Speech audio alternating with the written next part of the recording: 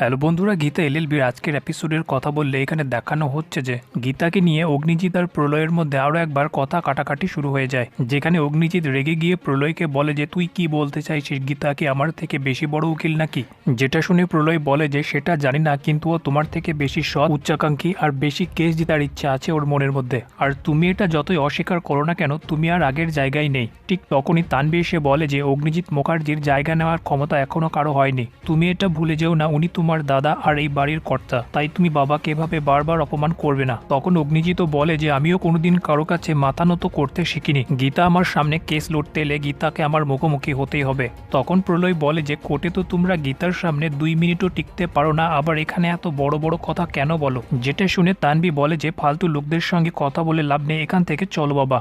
তখনই মেহেক তার ভেঙে যাওয়া বিয়ের বেনারসি আর গয়নাটা নিয়ে এসে বলে যে সে পদ্মকে বিয়ের সাজে দেখতে চায়। অগ্নিজিৎ যেন তাকে সঙ্গে করে নিয়ে যায়। তারপর মেহেকের কাছ থেকে প্রলয় জানতে পারে যে পদ্মের বিয়ে হচ্ছে আর শুধুমাত্র অগ্নিজিৎকেই যেতে বলেছে। এটা শুনে প্রলয়ের খটকা লাগে যে বাড়ির কাউকে না বলে শুধুমাত্র অগ্নিজিৎকে আসতে বলেছে। তানবী প্রলয়কে বলে সবে তো একটা গরিবের মেয়ের বিয়ে, কি করে নিমন্ত্রণ করবে সবাইকে? তারপর তানবী আর অগ্নিজিতের ওখান থেকে যাওয়ার পর প্রলয় মেহেকের কাছ থেকে পুরো ব্যাপারটা জেনে এই চিন্তায় পড়ে যায় যে অন্তত পদ্ম গীতাকে কেন নিমন্ত্রণ করলো না। তারপর সে ছুটে যায় গীতার কাছে। প্রলয় গীতার কাছে গিয়ে পদ্মের বিয়ের ব্যাপারটা জিজ্ঞেস করলে গীতা প্রলয়কে তার পুরো সন্দেহটা খুলে বলে, যেখানে তারা দুজনেই এই সন্দেহ করতে শুরু করে যে পাক্কা এটা কিরণকান্তির প্রতিশোধ নেওয়ার কোনো প্ল্যানিং। ঠিক তখনই পঙ্কজ গীতাকে ফোন করে বলে যে পদ্মকে যে অটোতে নিয়ে যাওয়া হয়েছিল সে অটোওয়ালাকে খুঁজে পাওয়া গেছে।